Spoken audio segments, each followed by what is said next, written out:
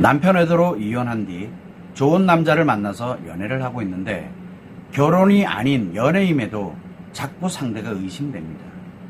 마음으로는 남자는 다 똑같다 생각하는데 마음 같지 않게 왜 자꾸 집착하게 될까요?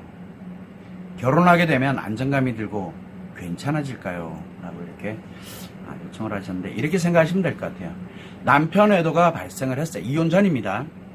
남편은 중증심리장애인 관계중독이고 남편 외도를 알게 된 아내에게는 외상 트라우마가 발생을 합니다.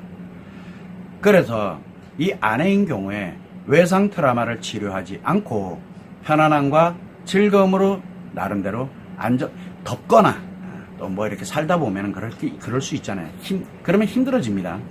그런데 그래도 믿어보고 뭐하고 그러다 여러 번 이제 외도 반복되면서 힘들어지고 뭐하고 이렇게 해서 결국은 외상 트라우마를 치료하지 않은 채 편안 또는 즐거움 쪽으로 진행을 하게 되다 보면 소송을 하거나 이혼을 진행을 합니다.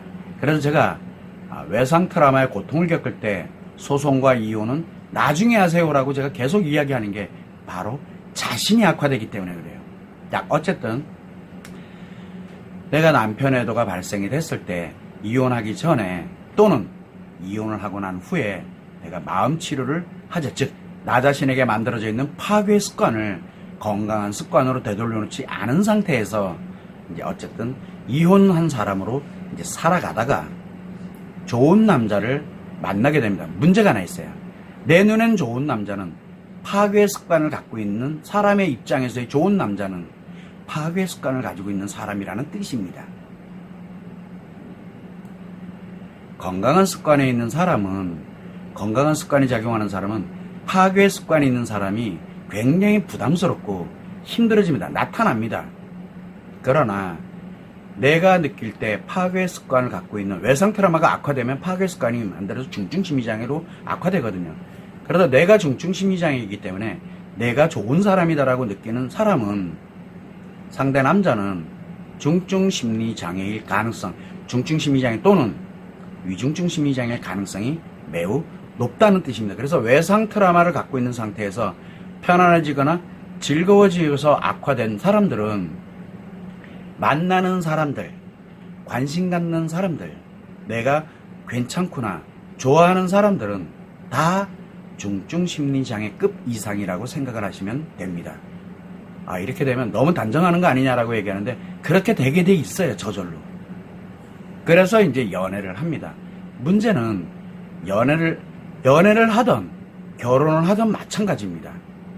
그러면서 계속 조그마한 어떤 약간의 현상에 의해 가지고도 의심하는 경우도 있고 티격태격도 많이 하게 되고 이게 좀 뭔가 다른데 옛날에 내가 결혼 전에 연애하는 것과 외상 트라우마를 갖고 편안해진 상태에서 나를 이혼을 하고 연애를 하는 거는 완전 다릅니다.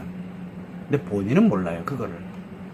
나는 괜찮다고 생각을 하거든요. 왜? 편안해졌으니까. 그거는 치료가 된 게 아니라 악화된 상태로 편안해진 거거든요. 그래도 악화된 상태로 편안해지게 되면 외도에 관련되는 부분이 사소한 거에 의해서도 의심이 지속되거나 또는 실제 외도할 가능성이 매우 높습니다. 아니면 내가 견디질 못합니다.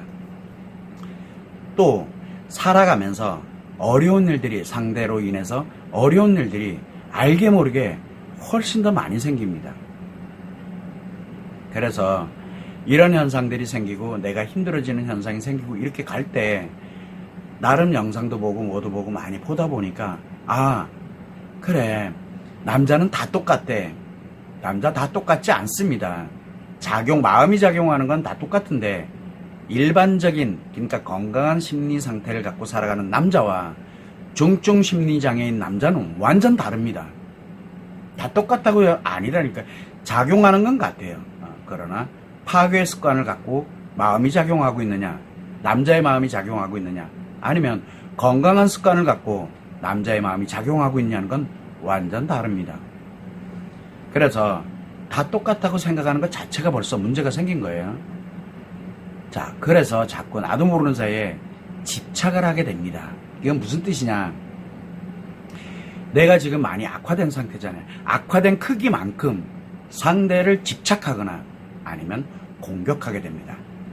둘 중에 하나로 갑니다. 결국 뭐냐? 내가 점점 더 무너지고 있다는 뜻이에요. 상대와는 관련이 없어요. 이거는 상대 남자와. 그런 상태에서 만약에 결혼을 했다. 감당을 못할 겁니다. 결혼하고 나면. 그래서 결혼 전에 지금 이 상태에서 자기 자신의 중증 심리 장애부터 치료하셔야 돼요. 외상 트라우마를 치료하는 게 외상 트라우마급의 중증 심리 장애, 즉 많이 악화된 상태, 일반적인 그런 중증 심리 장애가 아닙니다.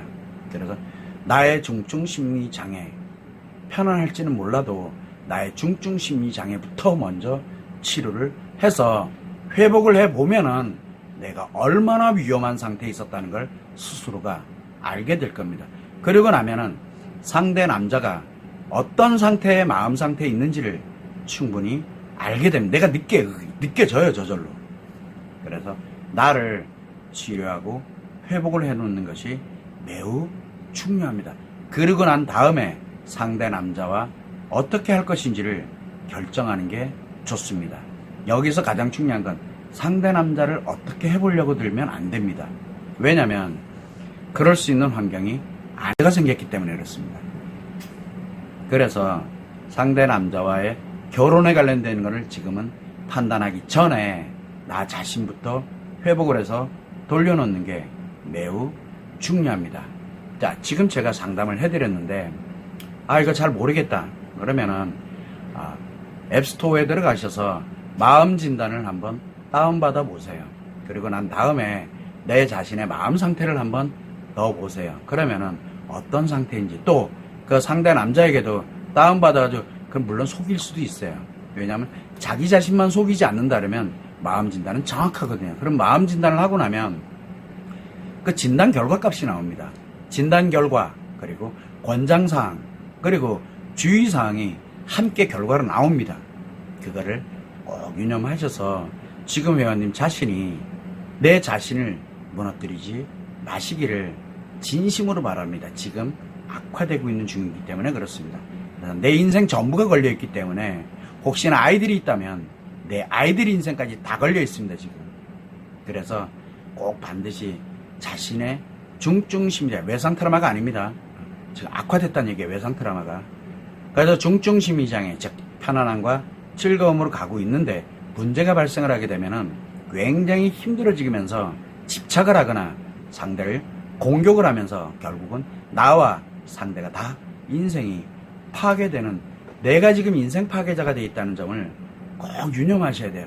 지금 심리적으로 행복감, 성적인 즐거움, 기타 등등, 그거는 느껴지는 것 뿐이지 실제로는 인생 파괴자들이 살아가는 길이거든요.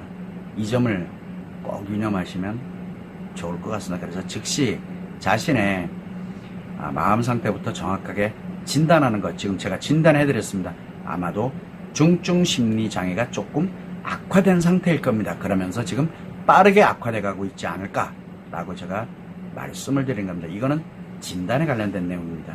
그래서 결과를 그렇게 했을 때 보면 공부한다 그러면은 중증 심리 장애부터 치료해서 다부터 회복해 놓으세요. 그래야 나와 내 아이들이 안전하게 파괴되지 않고 안전하게 살아가면서 상대 남자에 대해서 판단하고 결정해도 결코 늦지 않다라고 말씀을 드리는 겁니다. 이 점 유념하시면 좋을 것 같습니다.